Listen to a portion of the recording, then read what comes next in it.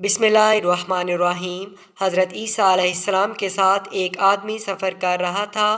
اس نے سوچا اس موقع سے فائدہ اٹھانا چاہیے، پیغمبر خدا سے ایسا عمل سیکھ لینا چاہیے جسے پتھر سونا بن جائے اور مردہ زندہ ہو جائے۔ اس نے کہا کہ حضرت مجھے بھی کوئی ایسا نسخہ دے دیں جس سے میری دنیا سنور جائے اور میں پڑھ کر پھونک ماروں تو مردہ زندہ ہو جائے۔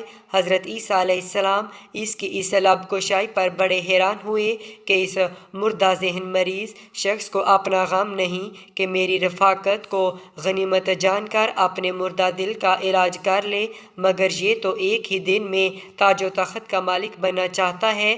حضرت عیسیٰ علیہ السلام نے فرمایا، چپ رہ، یہ تیرا کام نہیں۔ اس مقام تک پہنچنے کے لیے بڑی منزلیں طے کرنی پڑتی ہیں۔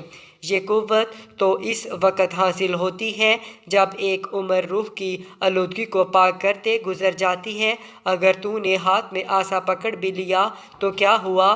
اس سے کام لینے کے لیے تو حضرت موسیٰ علیہ السلام کا ہاتھ چاہیے۔ ہر شخص عصا پھینک کر اژدہا نہیں بنا سکتا اور نہ پھر اژدہے کو عصا بنا سکتا ہے۔ اس شخص نے کہا، اگر آپ یہ مجھے نہیں بتا سکتے تو نہ صحیح، لیکن میرے سامنے ایک بار مردے کو زندہ کر کے تو دکھا دیجیے۔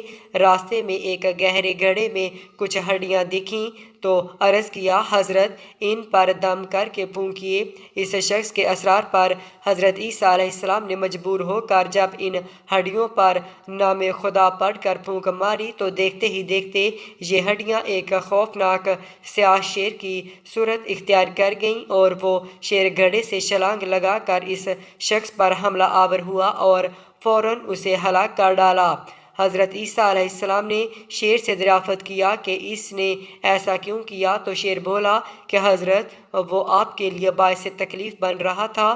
حضرت عیسیٰ علیہ السلام نے پوچھا کہ تو نے اس کا خون کیوں نہیں پیا؟